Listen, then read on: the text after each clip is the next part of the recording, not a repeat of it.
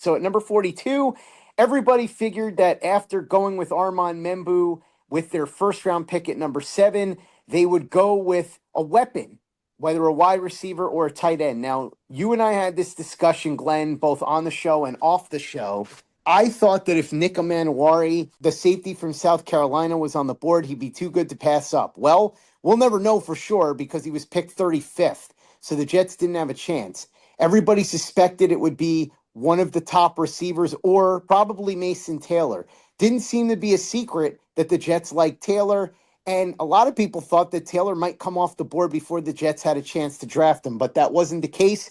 Taylor was there at 42, and the Jets grabbed him. So the Jets get the guy that I think most people believe is the third best tight end in this draft. You could make a case, I think, for Elijah Arroyo, but the issue with Arroyo is we know he's got problems with the knee. He had that injury 2 years ago. He was nursing it at the combine, so some teams might have been a little weary of that, and it pushed Mason Taylor up above him.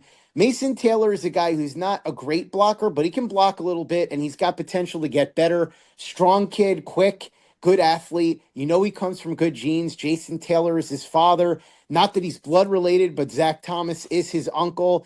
And on top of all of that, he's somebody that fits exactly what the Jets want. He's a high character guy. He's young, only 20 years old. And he's somebody that you know can come in and make an impact right away, be a day one starter. So really, if you look at the mold of what the Aaron Glenn player has been, so many times there's a very obvious blueprint that you can look at to see whether or not somebody would be in consideration for Aaron Glenn and the Jets. Mason Taylor absolutely fit that bill, and so it's no surprise that the Jets wound up taking him. I got to tell you, though, Glenn, to me, one of the most impressive things that I saw about Mason Taylor, as good as his tape was and as good as his stats were and his measurables and all of that, it was what Nick Saban said about Mason Taylor during the NFL draft coverage. He said the biggest recruiting mistake that he ever made, ever, during his time as head coach at Alabama was not landing Mason Taylor. Quote, the guy is an outstanding player. I don't know how much better praise you can get from Nick Saban, who doesn't just throw that out willy-nilly. By the way, I remember telling you this, Glenn, if you watched the Giants on Hard Knocks, Brian Dable, who is close with Nick Saban, called him last year before the draft, and Saban told him there were two players that Alabama never had an answer for, Malik Neighbors and Brock Bowers. Who did the Giants take? Malik Neighbors. Who did Nick Saban give very high praise to now? Mason Taylor. So doesn't guarantee anything, but it's certainly an encouraging sign. The Jets have themselves a guy that could easily step in, like I said, day one and be the starter. They desperately needed it. I think you could argue pretty clearly that tight end was the weakest position on the entire roster. I don't think that's the case anymore. Good pick here by the Jets. You can make an argument for other players. Certainly, there were defensive linemen on the board that they could have gone with, a safety. They could have drafted a wide receiver, but it's tough not to like this pick. Fills a need, and he's a guy that could become a really, really good player. Yeah, I think that the Jets obviously needed an infusion of talent at the position. There's really nothing there in terms of, if you look at the guys the Jets have on the roster and their career production, it's pretty damn close to nothing.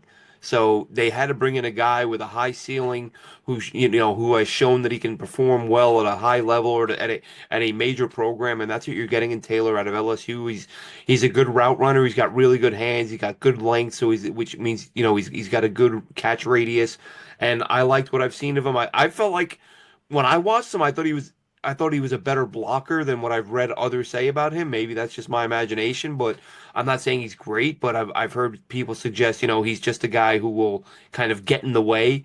I think he's better than that. So the willingness to be aggressive and have the right attitude in that aspect of his game. If he's got it and the Jets coach him up, that's another part of his game that can improve. And you can have an all-around guy, and that's really it's something that it feels like it's so phased out in the NFL. You get either guys who are like specialist blockers or guys who, you call them a tight end, but they're lining up in the slot and they're lining up at H-back and you're moving them all over the place. But I think he can be a true inline guy and someone who moves around. But yeah, someone who can be used in a variety of roles, which is nice. And it's been a very long time since the Jets drafted and developed a tight end who actually did anything worth talking about. And Taylor's got a chance to be the next one. The last one would have been Dustin Keller. Not that Yeah. Dustin Keller was great, but he at least was a decent He was starting solid. tight end. Exactly. So, yeah, he wasn't anything to write home about, and they did pick him in the first round. So it's not like they didn't invest heavily in him. But now Mason Taylor has the potential to be one of the best Jets tight ends, really, in the history of the franchise. They haven't had that many really good No. tight ends. Mickey Schuler was the best tight end. Jerome Barkham, who was a tight end slash wide receiver. So you can make a case there. And then obviously you have guys like Rich Castor, who wasn't here that long. And you had Johnny Mitchell, who was pretty good for a couple of years, Dustin Keller, who was pretty good for a couple of years. But it's not a long list of great tight ends that the Jets have had. So Mason Taylor has an opportunity to forge a nice legacy for himself. The Jets at number 73 in the third round went and got Azareye'h Thomas, the cornerback out of Florida State. The value here is really strong. So this is something that needs to be talked about. The value so far with the three picks, whatever you think of them, the perceived value has been really good. Membu, a lot of people thought was the best offensive lineman in the draft. Then you talk about Mason Taylor, who a lot of people thought could be a borderline first round pick and certainly at the top of the second round. Thomas is somebody that I had seen some people project early second round. So for the Jets to get him in the early third, pretty good. Thomas, a very good cornerback at Florida State. Some people think he might project better as a safety in the NFL just because he's not that quick, 4.5, 8.40, but he does appear to play faster on tape than what the 40 time is. And he spoke about that. So did Aaron Glenn. We'll get to that in a little bit. It is fascinating now, Glenn, because we know that Aaron Glenn likes to have chess pieces, guys that he can move around and do different things with. He did that a lot with Brian Branch in Detroit. And so maybe that's his thinking here. Brandon Stevens was a safety when he was a rookie in Baltimore. Thomas might make more sense at safety. I think that what's going to happen here is that everybody is going to compete in training camp. And I think that Thomas and Stevens will battle each other for that corner spot. They'll both get in the mix at safety, and you'll see healthy competition at all these spots. Really, I think the only two guys that you can say with 100% certainty have guaranteed starting positions on the defense, and I mean specific positions, Sauce Gardner and Michael Carter. Andre Cisco on a 1 year deal. They may move him around a little bit. Tony Adams is on a very cheap contract. He doesn't need to start. So Stevens, with the amount of money that he's being paid, is almost certainly going to start somewhere, but it could potentially be safety theoretically. And then Azareye'h Thomas will get a shot. So the secondary is being shaken up in a big way here, Glenn. But I think this is just a matter of Aaron Glenn believes that Azareye'h Thomas can be used in a variety of different ways, whether it's safety or corner. He'll find a spot for him. He just felt like the talent was too good, and he's too good of a fit in Aaron Glenn's defense, and he fits the mold of what we were talking about before, him being an Aaron Glenn player, 20 years old, can play multiple positions, team captain for numerous games at Florida State this past year, high character kid. There's a lot to like about him, and as I said, we've seen the template for what Aaron Glenn likes, and the two players that the Jets picked on day two absolutely fit into that template. Yeah, that was, one of my first thoughts when they made the pick is, what is the plan here?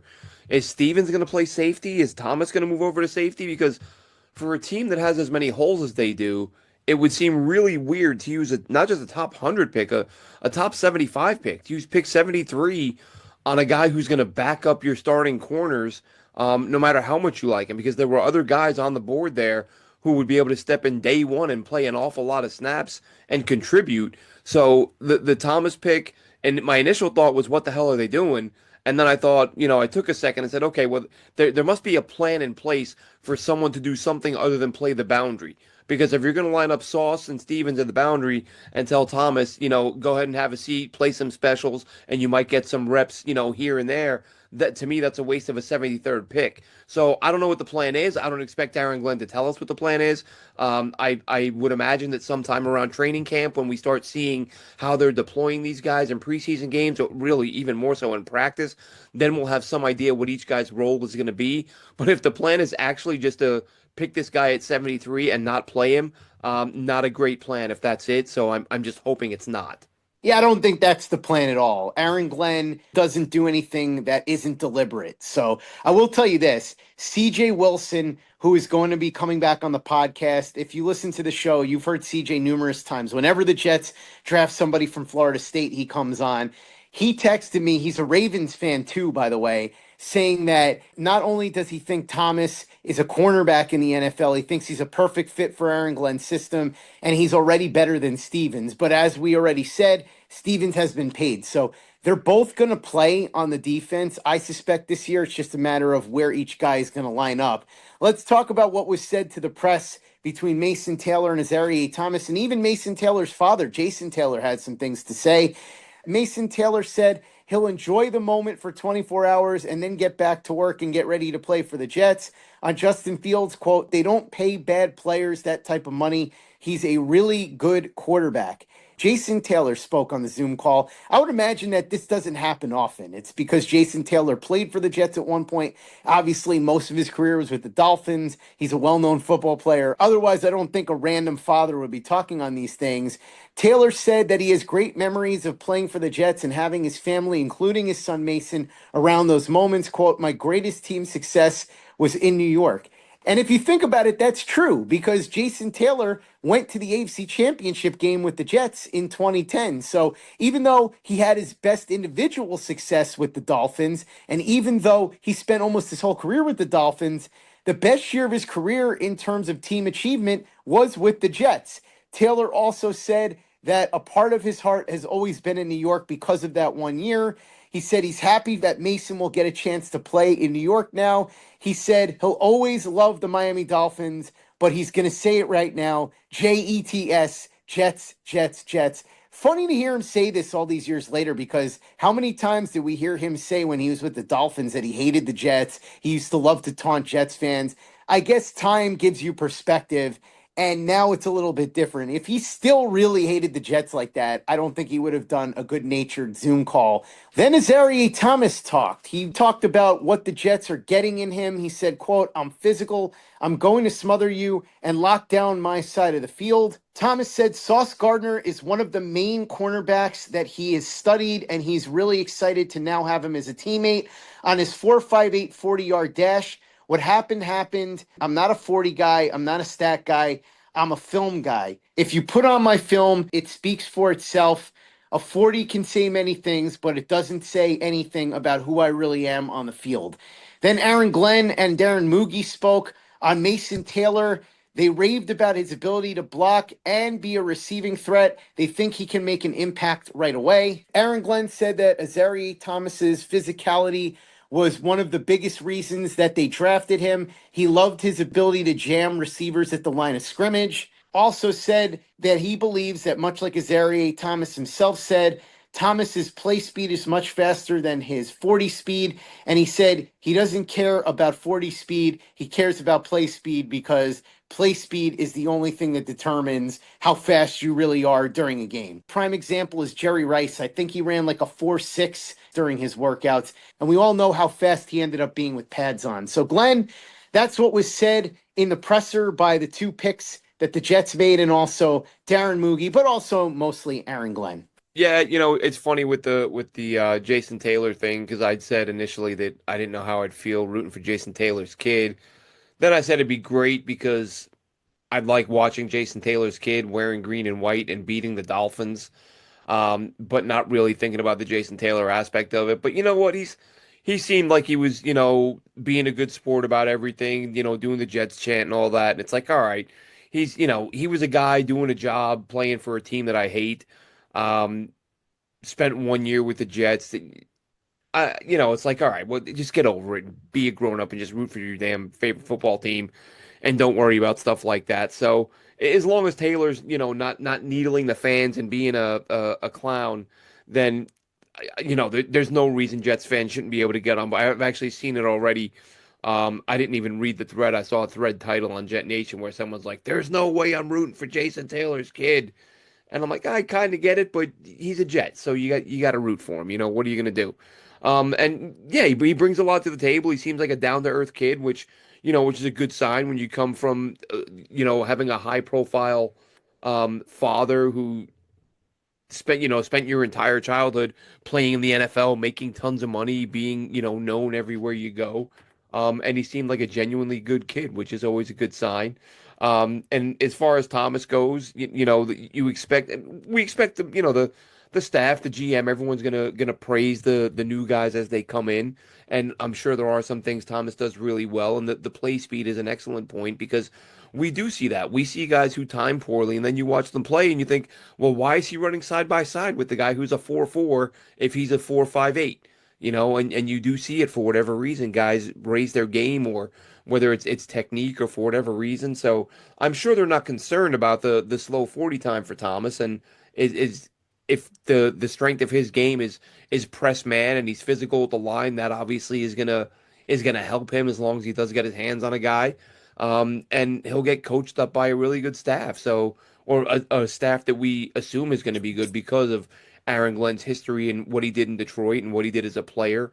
DBs and specifically corners is going to be his area of expertise. So I get why they're excited about it. And look, it's draft time. We're all excited now. And when this thing wraps up tomorrow, all we're going to do is think about how long till they get on the field.